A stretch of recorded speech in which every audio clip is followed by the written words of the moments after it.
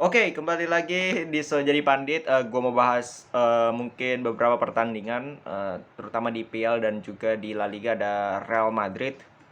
Kita ke IPL dulu. Itu ada pertandingan kemarin Manchester City. Manchester City berhadapan dengan Brighton.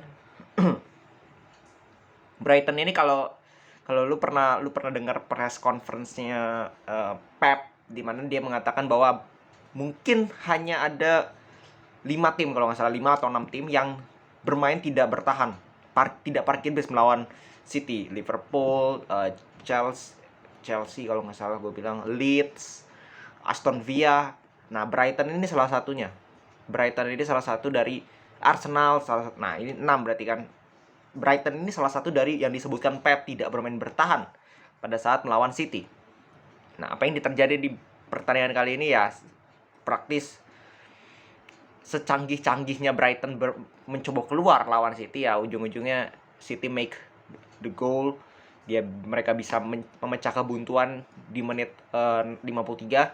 Setelah 45 menit mereka bermain 0-0, praktis layak menang. Dan memang ini yang dibutuhkan City. Kemarin Liverpool sudah menang, City pun harus menang karena itu sangat-sangat penting untuk mempertahankan posisi mereka sementara di puncak klasemen IPL. Nah, terus kita ke Chelsea Arsenal. Dengan sangat-sangat luar biasa Arsenal mampu menang di Stamford Bridge. Ya, ini serupa dengan Real Madrid, selisih 2 gol. Luar biasa Arsenal mampu menang 2-4. Ya, 2-4 melawan Chelsea. It's not an easy match untuk Arsenal, tapi kalau kita lihat memang gua agak heran kenapa gini ya, kalau lu bermain dengan 3-4-3, Chelsea terkenal dengan memang tiga di belakang ini harus kokoh karena Alonso Aspi ini sering ke depan. Dan kalau lihat 3 pemain yang diturunkan oleh Tuchel di pertandingan kemarin, ini menunjukkan Tuchel ini agak meremehkan Arsenal, atau mungkin dia tidak meremehkan tapi untuk rotasi karena kemarin baru saja main di FA Cup ya. Jadi Malang Sarr dimainkan, Christensen sama Reece James. Ini tiga pemain ini nggak kalah lawaknya dengan Maguire. Bener-bener rapuh sekali, kena counter attack sekali sama Arsenal, bolong terus. Dan menurut gue ini kemenangan yang luar biasa untuk Arsenal dan meningkatkan kepercayaan diri untuk bersaing di 4 besar. Nah, untuk Chelsea ini menjadi warning juga nih bahwa Lukaku itu nggak Lukaku jadi starting line up nggak kelihatan sama sekali. Bener-bener gue nggak ngerti pemain seperti ini tuh kenapa bisa sukses di Serie A ya.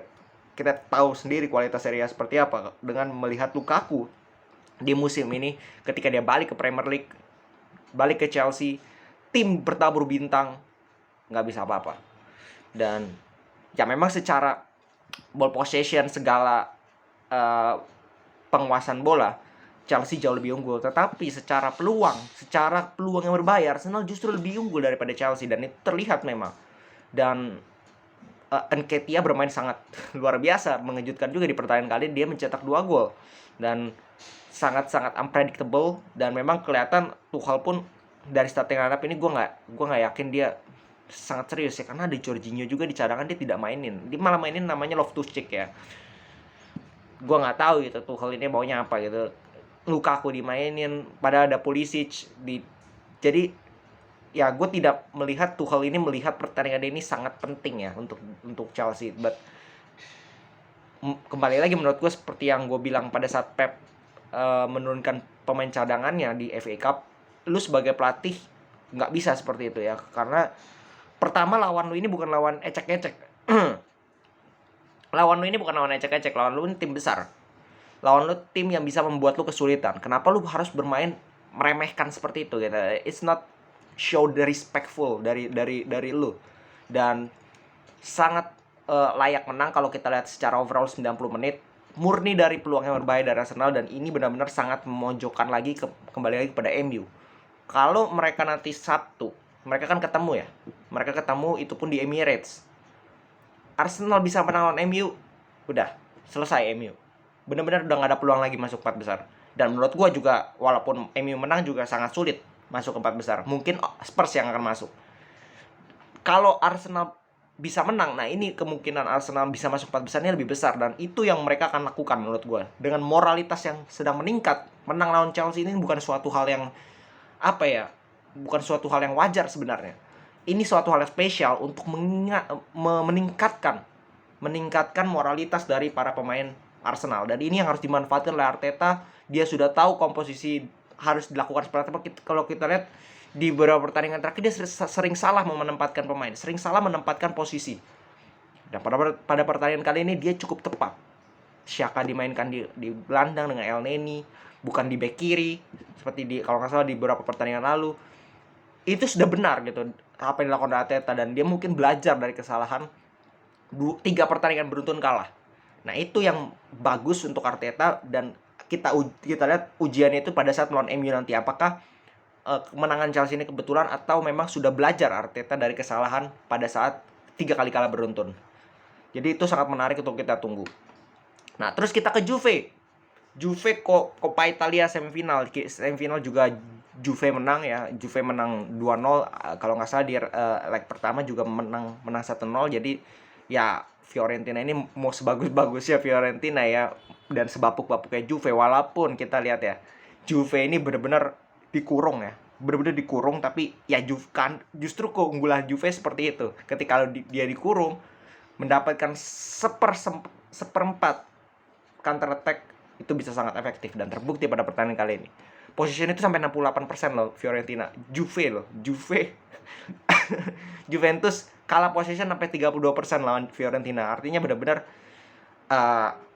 dikurung lah istilahnya. Tapi ya namanya Fiorentina, akurasi passing, final passnya jelek, shootingnya kemana-mana, tidak berbahaya ke gawang Perin dan sebagainya. Dan mereka akan lolos ke final dan akan ketemu dengan Inter Milan. Nah, ini yang akan seru nih. Ini akan seru. Kembali duel yang menurut gue di atas kertas masih mengunggulkan Inter sedikit ya, di atas Juventus. Murni dari permainan, karena Juventus menangnya itu ya menang karena murni mereka counter attack. Udah, kalaupun menang seperti itu gitu. Dan itu bukan hanya lawan tim besar, lawan tim kecil pun begitu mainnya. Jadi ya kalau Inter bisa memanfaatkan itu dan menutup celah untuk counter attack Juve, minimal harus ada 3 pemain di belakang. Dan Inter sering melakukan itu karena ada 3 back. Dia main dengan 3 back. Bisa aja Inter akan dengan mudah melahap Juve. Terus kita ke Madrid kembali mengamankan 3 poin melawan Osasuna, bermain di kandang Osasuna ini seperti yang gue bilang di preview, mereka berada di peringkat 9, sementara memang tidak terlalu papan tengah lah istilahnya. Papan tengah masih di atas Cadiz jauh lah istilahnya, dan tidak mudah juga bermain di El Sadar ya kita tahu. Dan praktis Madrid melakukan rotasi Ancelotti, ini kejadian yang sangat langka ya, terutama rotasi lini tengah. 3 pemain andalan Real Madrid selama 7-8 tahun, Kroos, Modric, Casemiro tidak dimainkan pada pertandingan kali ini. Bukan tidak dimainkan, dicadangkan. Kroos doang dicadangkan, Casemiro, Modric kan absen. Mainin Valverde, Camavinga, Ceballos. Di depan Asensio, Rodrigo, Benzema. Mencadangkan seorang Vinicius. Di belakang mencadangkan seorang Carvajal. Tidak ada bek kiri karena cedera semua, cedera ya, Mendy dan Marcelo. Jadi Nacho yang bermain di kiri. Dan gue udah berkali-kali bilang Nacho ini terlalu buruk ya untuk menjadi pemain Real Madrid. Dan terbukti kembali lagi dia main di bek kiri. Lu sehebat-hebatnya bek tengah, mau dia udah sering main di bek kiri, bek kanan, tetap aja kelihatan kagok, kalah speed dari para pemain Osasuna. Golnya Osasuna itu kan kesalahan di sisinya dia gitu. Jadi dan kalau secara overall Madrid sangat layak menang, bahkan lebih dari 3 gol itu harus, karena Madrid itu selalu banyak sekali peluang pada pertandingan kali ini, selalu mengincar shooting dari jarak jauh, shooting dari lini kedua, padahal mereka bisa passing. Dan kalaupun passing depan, penalti 2 kali nggak masuk ke Benzema, itu it's a bad day aja menurutku untuk Benzema. But ini modal yang sangat bagus. Mereka hanya butuh 4 poin untuk menjadi juara dari sisa berapa? 5 laga lagi. Jadi menurut gue tidak akan dilepas seperti yang gue bilang. Dan ini yang menunjukkan bahwa Real Madrid punya mental. Setelah kalah 4-0 memalukan dari Barcelona, mereka bisa keep up, mereka bisa bangkit. Dan ini menjadi modal bagus juga di Champions League. Mereka akan fokus ke Champions League nanti melawan City. Jadi kita tunggu aja seperti apa ke depannya. Jadi oke, segitu dulu review dari gua. Kita balik lagi besok, kita nggak tahu, mungkin bahas preview atau bahas Barcelona. Oke, segitu dulu, salam sepak bola.